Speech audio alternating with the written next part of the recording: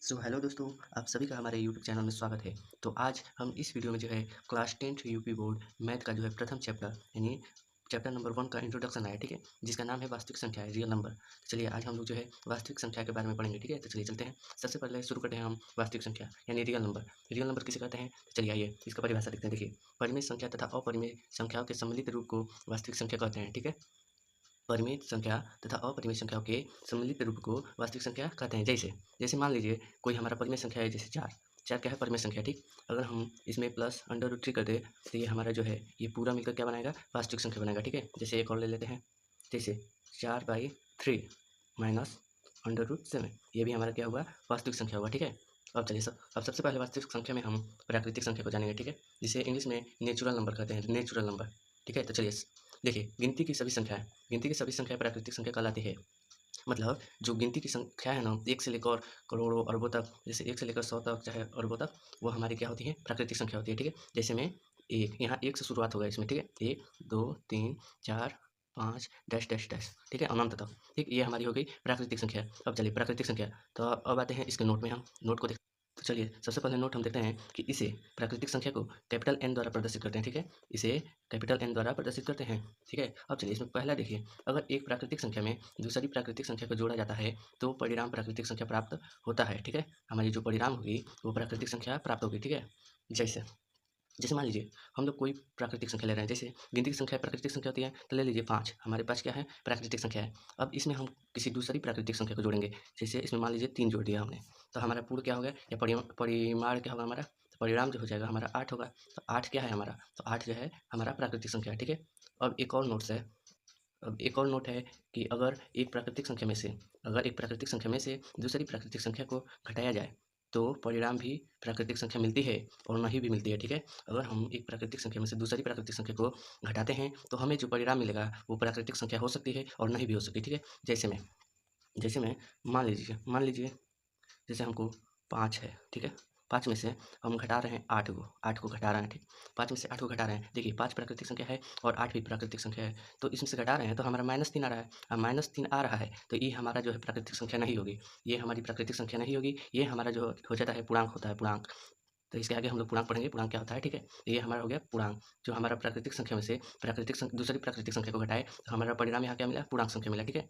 अब चलिए एक और लेते हैं, जैसे 6 में से हमको घटाना है 10, 6 में से 10 घटाना है तो हमारा परिणाम क्या हो जाएगा? -4, यानी ये भी क्या है? हमारा पूर्णांक है, पूर्णांक संख्या, ठीक है। अब चलिए प्राकृतिक संख्या में शून्य को सम्मिलित कर देने पर पूर्ण संख्या प्राप्त होती है, चाहे पूर्ण संख्या कहलाती है, ठीक है। प्राकृतिक संख्या में शून्य को सम्मिलित कर देने पर पूर्ण संख्या कहलाती है, ठीक है। पूर्ण संख्या क्या कहलाती है? तो प्राकृतिक संख्या में यानी गिनती की जो संख्या है ना, 1 से लेकर अनंत तक, ओकरी पहले हम 0 को सम्मिलित कर लेंगे, ठीक है। उसके पहले 0 को सम्मिलित कर लेंगे तो हमारी पूर्ण संख्या हो जाएगी, जैसे 0।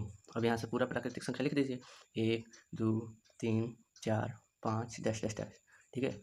ये हो गया हमारा पूर्ण संख्या। अब चलिए इसमें एक नोट है कि इसे यानी पूर्ण संख्या को क्या हम कहेंगे? पूर्ण संख्या को जो है कैपिटल डब्ल्यू से प्रदर्शित करते हैं, ठीक है। पूर्ण संख्या को कैपिटल डब्ल्यू से प्रदर्शित करते हैं, ठीक।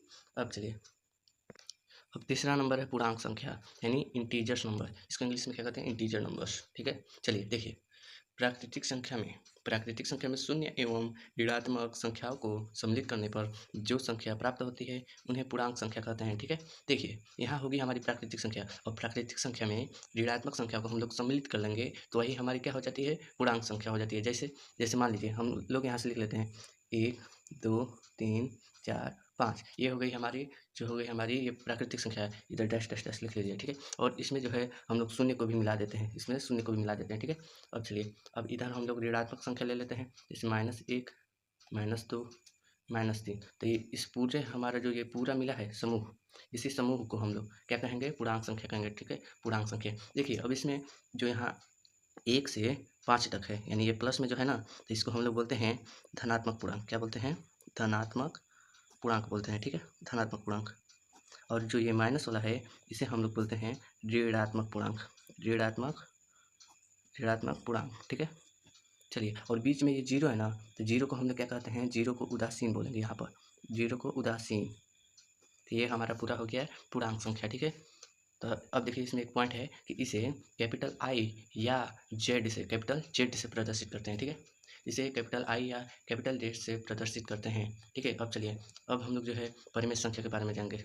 चलिए, तो परिमेय संख्या यानी इसको इंग्लिश में कहते हैं रेशनल नंबर। ठीक है, रेशनल नंबर। देखिए यहाँ जो होगी दो संख्याएं जिन्हें पी बाई क्यू के रूप में लिखा जा सके उसे परिमेय संख्या कहते हैं या परिमेय संख्या कहलाती है। ठीक है, जो संख्या पी बाई क्यू के रूप में लिखा जा सके परिमेय संख्याएं कहलाती हैं। ठीक, जहाँ जहाँ पी और क्यू क्या होगा, पूर्णांक हो। ठीक है, पूर्णांक हो, लेकिन Q is equal to zero हो। ठीक है, जो क्यू होगा हमारा वो जीरो के बराबर नहीं होना चाहिए। ठीक है, तभी हमारा क्या हो जाएगा, परिमेय संख्या हो जाएगा। ठीक है, तो चलिए एग्जाम्पल लेते हैं, जैसे कौन कौन सी संख्या परिमेय संख्या में आ सकती हैं। जैसे जैसे हम लोग ले लिए 3/2।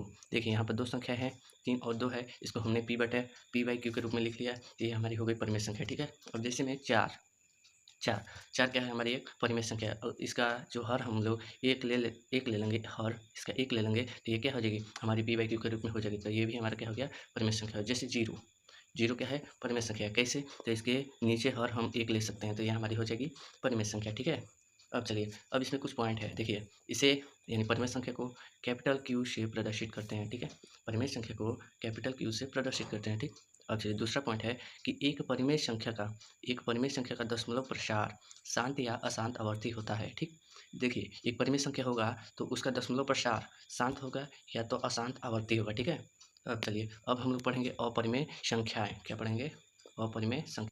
तो चलिए अपरिमेय संख्या पढ़ते हैं। देखिए इसको इंग्लिश में कहते हैं इरेशनल नंबर। ठीक है, तो चलिए वे संख्याएं जिन्हें पी बाई क्यू के रूप में न लिखा जा सके। ठीक है, पी बाई क्यू के रूप में न लिखा जा सके अपरिमेय संख्या कहलाती है। ठीक है, अपरिमेय संख्या कहलाती है। जैसे इसमें हम लोग ले लेंगे √2, यानी जिसका वर्गमूल, जिन संख्याओं का वर्गमूल ना निकल पाए वो क्या होती है, हमारी अपरिमेय संख्या होती है। जैसे √3। ठीक है, और जैसे √7, और इसमें एक और आ जाएगा हमारा पाई। क्या हो जाएगा, पाई भी इसमें आ जाएगा।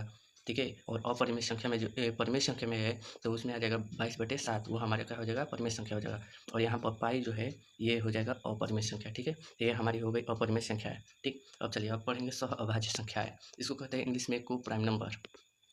तो चलिए पढ़ते हैं इसका सहअभाज्य संख्या को प्राइम नंबर। ठीक है, देखिए दो या दो से अधिक अभाज्य संख्याओं का ऐसा समूह जिसका महत्तम समापवर्तक यानी HCF एक होता है। ठीक है, एक होता है, उन्हें क्या कहते हैं, सहअभाज्य संख्या कहते हैं। ठीक है, सहअभाज्य संख्या क्या होती है, तो देखिए दो या दो से अधिक अभाज्य संख्याओं का ऐसा समूह जिनका महत्तम समापवर्तक यानी HCF निकालने पर वह एक आता हो उसे सहअभाज्य संख्या कहते हैं। जैसे मान लीजिए 2 हो गया, 3 हो गया। ठीक है, 2 और 3 का हम लोग अगर HCF निकालते हैं तो हमारा HCF जो होगा एक आएगा। क्या आएगा, एक आएगा, यानी ये हमारी क्या हो गई, 2 और 3 संख्या क्या हो गई, हमारी अभाज्य संख्या हो गई। ठीक है, और एक और उदाहरण लेते हैं, जैसे 5 और 7। ठीक है, देखिए 5 भी एक अभाज्य संख्या है और 7 भी एक अभाज्य संख्या है और इन दोनों का HCF एक होगा। ठीक है, एक होगा, तो इसलिए ये हमारी सहअभाज्य संख्याएं होंगी। ठीक है, तो आज इस वीडियो में बस हम लोग इतना ही जानेंगे और अगले वीडियो में हम लेकर आएंगे यूक्लिड विभाजन प्रमेयिका। तो यूक्लिड विभाजन प्रमेयिका को देखने के लिए आप सभी हमारे यूट्यूब चैनल को सब्सक्राइब करें और लाइक करें। धन्यवाद।